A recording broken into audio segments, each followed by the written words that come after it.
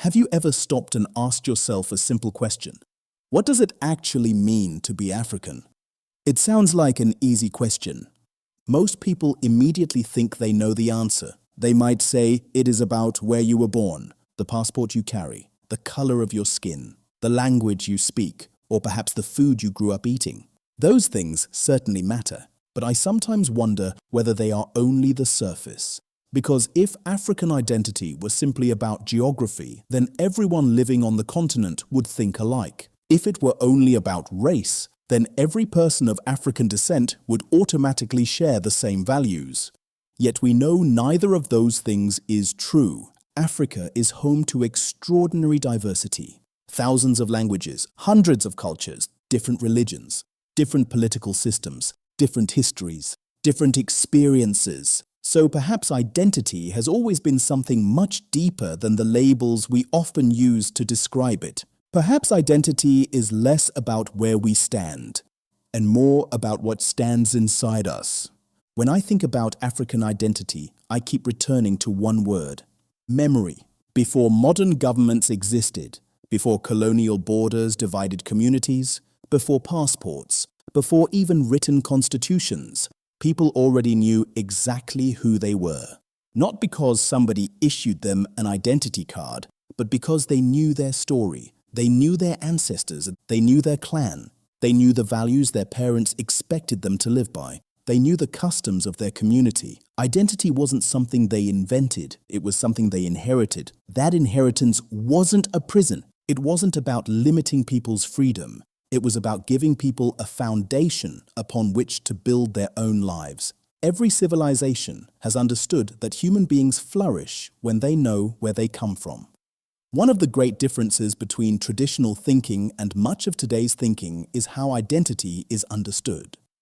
Modern society often says, create yourself, define yourself, become whoever you want to be.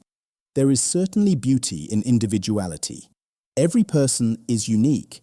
Every life has its own journey, but individuality alone has never been enough to sustain a civilization. No one becomes themselves in complete isolation. Every one of us has been shaped by somebody. Parents, grandparents, teachers, neighbors, communities, languages, stories.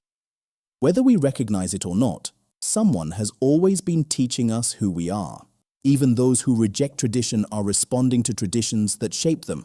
Identity is never created from nothing. It is always built upon something. That is why memory matters so much. Imagine meeting someone who has forgotten everything. They cannot remember their childhood, their parents, their home, their language, their experiences. They would still be alive, but understanding themselves would become incredibly difficult. The same is true for societies. When communities lose memory, when history is forgotten, when each generation starts again from zero, confidence slowly begins to disappear. Not because intelligence disappears, but because the foundation disappears. Without memory, there is no continuity. Without continuity, every generation is forced to rediscover lessons that previous generations had already learned. Africa possesses one of the richest histories on Earth. Its story stretches back thousands of years. Long before many modern nations even existed, there were centers of learning, sophisticated trade networks, remarkable architecture, mathematics, astronomy, agriculture, medicine, philosophy, art, music, complex systems of governance, thriving kingdoms and communities. No single video could ever tell the full story, nor should it, because Africa has never been one civilization. It has always been many. That diversity is not a weakness. It is one of Africa's greatest strengths. There has never been one way to be African. Different communities solve problems differently. They developed unique traditions, different languages, different customs, different ways of understanding the world. Yet beneath that diversity, many shared remarkably similar principles: respect for elders, responsibility to family, commitment to community, hospitality, wisdom, reciprocity. Thinking beyond the individual. Those principles helped societies survive across generations. Of course, history was never perfect.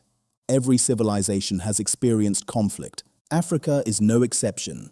Kingdoms fought one another, mistakes were made, injustices occurred. Power was sometimes abused. Recognizing those realities does not weaken African identity. Quite the opposite. Confidence never comes from pretending history was flawless. It comes from honestly learning from it. Healthy societies celebrate achievements without denying failures. They preserve wisdom while acknowledging mistakes. That honesty allows every generation to become stronger than the last. No conversation about African identity can ignore colonialism.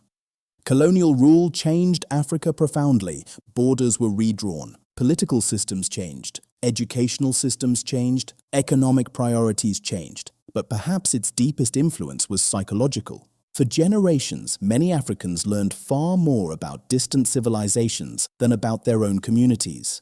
Many could explain European history, yet knew almost nothing about their own grandparents. Many could name foreign monarchs, yet could not name the people who built their own family. Many understood distant wars, yet never heard the stories of the villages that raised them. That imbalance matters because education shapes imagination. What we repeatedly learn eventually becomes what we believe matters most. But recovering identity does not mean rejecting everything from outside Africa. That would misunderstand history completely. Every civilization has always learned from others. Ideas travel, technology travels, knowledge travels, trade connects people. Africa has always exchanged ideas with the wider world. The challenge has never been whether we should learn from others. The challenge is knowing how to learn without losing ourselves. Strong cultures borrow wisely. Weak cultures imitate everything. Confidence allows people to distinguish between the two. Confidence says, I can appreciate your achievements without abandoning my own. That is true maturity. So what does African identity look like today? I don't think it begins with political slogans or social media debates or arguments about who is more authentic. I think it begins much closer to home. It begins with curiosity. Ask your parents questions. Ask your grandparents questions. Ask your elders questions. Record conversations. Write down family stories. Preserve old photographs. Learn your language if you can. Teach your children where they come from. Because one day, today's conversations become tomorrow's history. Memory is not preserved automatically. Someone must choose to preserve it. Traditional African societies often connected identity with responsibility. If you belonged to a family, you served your family. If you belonged to a community, you strengthened your community.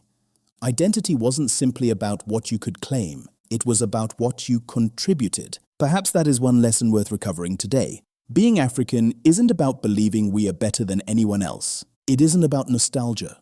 It isn't about living in the past. It is about accepting responsibility for the future. Responsibility to educate. Responsibility to build. Responsibility to preserve knowledge. Responsibility to raise ethical children. Responsibility to strengthen communities. Responsibility to leave something better than we inherited. Every generation inherits something. Some inherit prosperity, others inherit struggle. Some inherit peace, others inherit conflict. But every generation also leaves something behind. The real question isn't, what did we receive? The real question is, what will we leave? Will future generations inherit confidence, or confusion, memory, or forgetfulness, hope, or uncertainty? The answers begin with the choices we make today. For me, African identity is ultimately about belonging. It is knowing that your life forms part of a much larger story, a story that began long before you were born, and one that will continue long after you are gone. History is not a museum. It is a conversation. Every elder who shares wisdom, every parent who teaches values, every child who learns their language, every family that preserves photographs, every community that remembers its story adds another chapter to that conversation. That is how civilizations endure.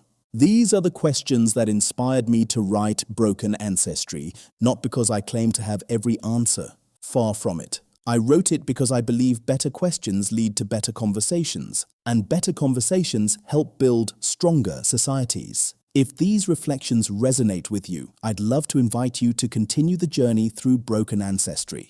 The audiobook is available on PayHip, while the Kindle edition and paperback are available on Amazon. Thank you for spending this time with me. If this video encouraged you to think differently about African identity, I'd love to hear your thoughts. What does African identity mean to you? Share your perspective in the comments below. Every thoughtful conversation, every sincere question, every shared story helps keep our collective memory alive. And when memory is protected, the future becomes stronger. Thank you for watching, and I'll see you in the next video.